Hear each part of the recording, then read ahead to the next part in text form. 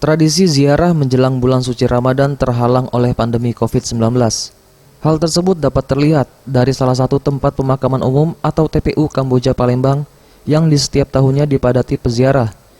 Kini jelang Ramadan tahun 2020, terlihat lengang dari aktivitas ziarah dan hanya terlihat para pedagang bunga yang memenuhi bahu jalan. Salah satu peziarah Nike saat ditemui mengatakan dirinya memang sengaja datang ke makam orang tuanya untuk membersihkan serta mendoakan almarhum dengan tetap menggunakan masker. Dirinya berharap wabah COVID-19 dapat segera berlalu, mengingat dengan kondisi pandemi ini, berziarah pun terasa kurang nyaman. Sebenarnya biasanya kan sama keluarga, nah ini keluarga bilang katanya nggak boleh rame-rame kan, jadi disuruh ya udah kamu aja katanya. Oh, jadi diwakilin aja ini? Iya, Oke. sebenarnya mah sama keluarga kan. Jadi setiap tahun juga sama keluarga, Iya. keluarga besar. Ini tahunnya diwakilin aja.